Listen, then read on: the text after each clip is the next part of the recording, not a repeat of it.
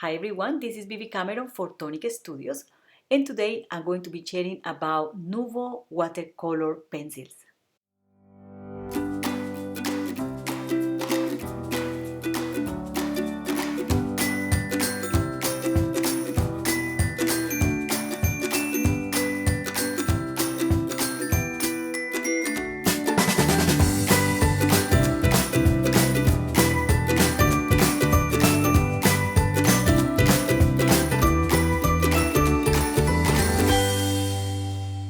So you will be surprised as I added color to those samples using mainly Nuvo Watercolour Pencils for the backgrounds and for everything. So these pencils are extremely versatile. And with a little bit of creativity in this video, I hope you will be able to make different things and super cool things for card making. So these are water-soluble pigments in the shape of a pencil. Although they look similar than any other pencils you might have, the main plus of these pencils is that they easily blend with water. The name of each color is on the pencil as you see there. They come in metal tints, and there are 5 different sets available in the Nuvo range. Each set includes 12 colors, so we have 60 different colors. You will find the colors of the pencils on the back of the tins, and I will only use those colors on the metal tins as a reference because the colors will never look the same as in paper. And I really love these metal tins because they allow me to keep organized. When I'm going to work with these watercolor pencils, I just place them in a row like that at the top of my desk or at the side, and I'm ready to go. So I wanted to do quick color swatches first, and I quickly want to show you how I do this. So I stamped basic images on watercolor paper, and I'm going to apply colors on a corner or on the half of the images. But it doesn't have to be the half of the images. I just need to make sure that I'm laying down enough color to cover the image and to see how this color looks when I apply water. So I'm going to use a water brush, and this brush is slightly wet. And I'm going to start blending the pigments like you see there. And you can see how pigmented and vibrant are these pencils. So I'm going to clean the brush to be able to get that color degradation in that corner there.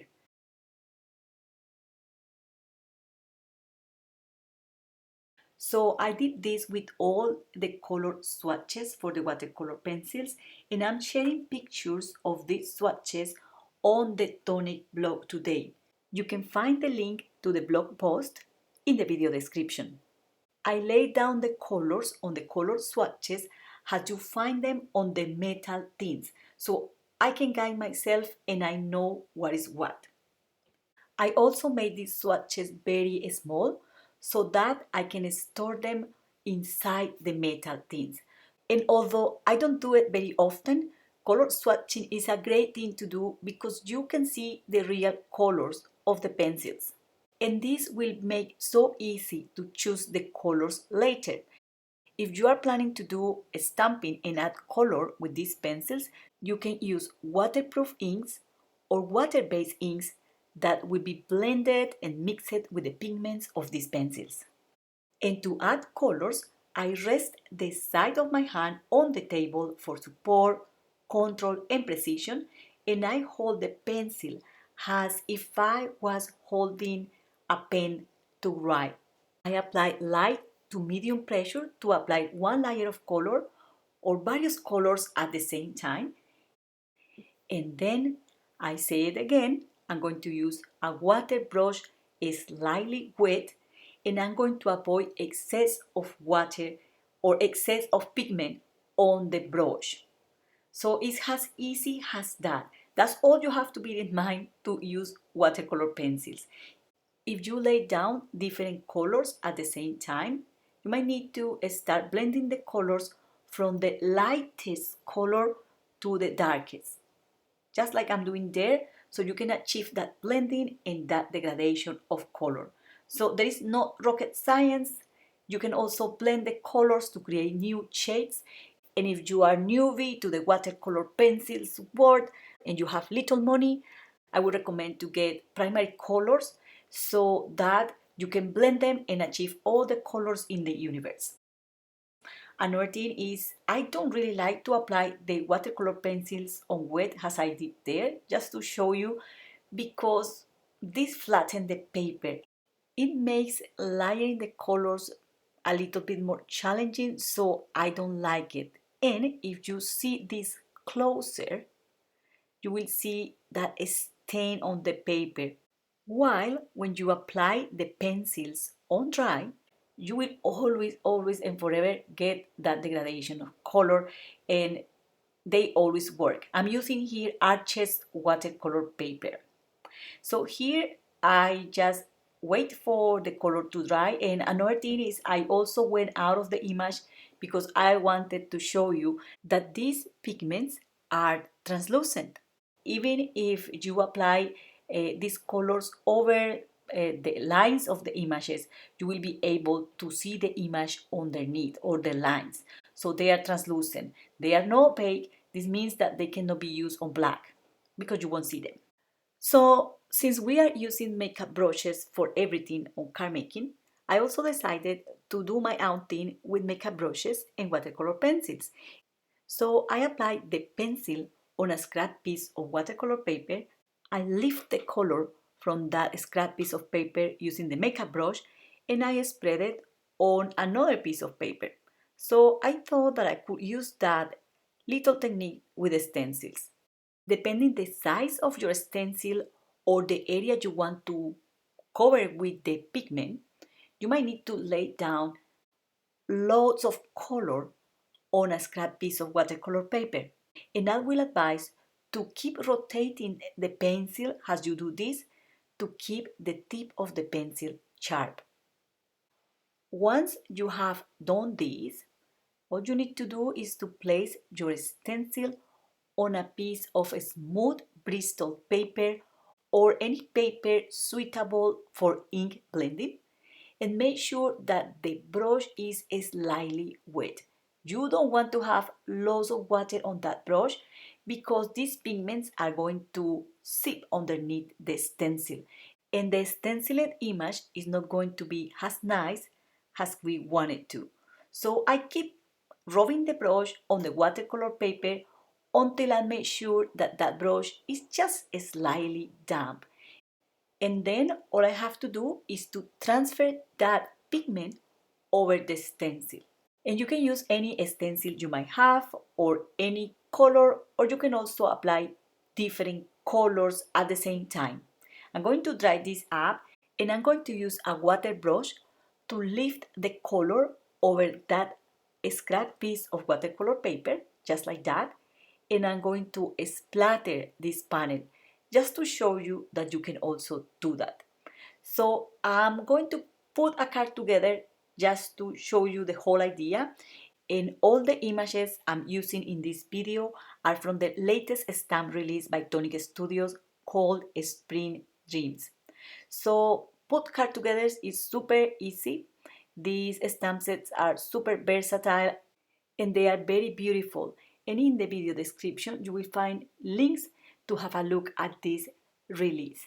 And it will allow you to enjoy coloring and stamping and experimenting with your Nuvo coloring mediums. And I also want to share with you another stenciled sample. For this one here, I'm applying the pigment directly on the card base. And this is a Craft Perfect card base. This is a C6 standard American card base. Of course, you can use any card base size. The important here is the quality of the paper, and these card bases are amazing. So you can do this directly on the card base without having any problem. Remember that the watercolor pencils looks darker when they are wet, but when they dry, they soften a little bit. So the stenciled image are going to settle when they are dry.